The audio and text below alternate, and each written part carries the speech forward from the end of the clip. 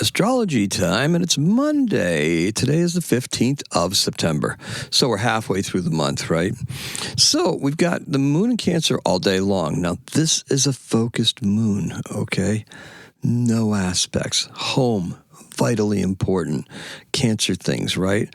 Stability, security, keeping what's ours, right? We're all working for various reasons, but today we're able to go beyond the paycheck and into why try at something that only benefits me indirectly or you indirectly. That's really what it's about. Why try? Why would we want to try? Even if you're completely independent and self-employed, there is a why question. Why do we do this? Security and safety, those are obvious reasons, right? And they're the concerns of the sign of Cancer.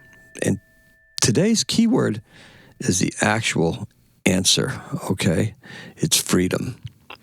Now, the color is a silver spoon, not for reasons that you think. The logical mind grasps the intuitive with ease once one sees the benefit of consciously making choices in this manner, okay? Intuitive ease. That's a key word there. Intuitive ease. Green energy expended, a lovely Virgo color, because we're still in Sun and Virgo season, right? Will always find its way back home, meaning back to you. Bestow such blessings generously, and your returns will be amplified. Makes sense. Listen. Provide answers and do your job today for home and hearth.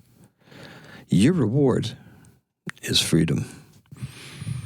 That's an important thing because we tend to lose track of that, right? We tend to lose the fact that we're actually working, and the reasons why we work are to gain that freedom, to gain whatever it is that we're doing, to make sure that we're doing it right. Now, some of you may have done better in life, and some have done worse. But we do need to be doing something. We need to do something fruitful. Once you don't have a purpose, that's when things get really wonky, right? When you don't have a purpose, when there's no underlying drive that's causing you to want to be here participating in this particular timeline. That's a very important thing. Now, the lack of lunar aspects makes this Venus-Mars sextile today really, really important. Venus is asking Mars for things. Oh, she always does, right? Venus wants the comfort. Venus wants the beautiful things around her. She wants it all, but she happens to be in Leo. So this is a statement, right? This is a statement to everybody that Mars is going to bring Venus things. And what things is Mars going to be bringing to Venus? Well, she wants Mars to put in the effort. She wants Mars to feed her, to woo her, basically. And in return, Venus is going to put these efforts that Mars is undertaking in the spotlight. So, success today will gain a bit of notoriety amongst peers and coworkers. Yeah, because that's where we're at. We aren't in it for fame, just for the freedom to keep doing the things we love. And later on tonight, celebrate early success with your loved one. Who knows? Maybe it's a joint celebration. Okay, this one, this is kind of funny, okay, because it's not funny, but it's funny in a tragic kind of way. Because what we got going on here. Now, this is going to be a very short episode, and I think I'm going to keep it purposely short. Because the proof really is going to be in what we do in the pudding, right? So they say, right? The proof is in the pudding. Wherever that comes from, okay? You proof bread.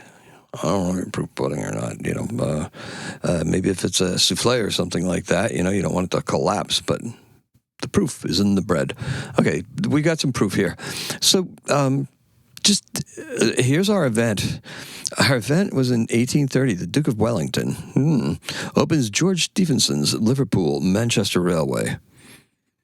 Okay, that's on this date in 1830. On this date in 1830, William Huskisson becomes the first passenger killed by a railway train while attending the opening of the Liverpool and Manchester Railway at Parkside Station in England.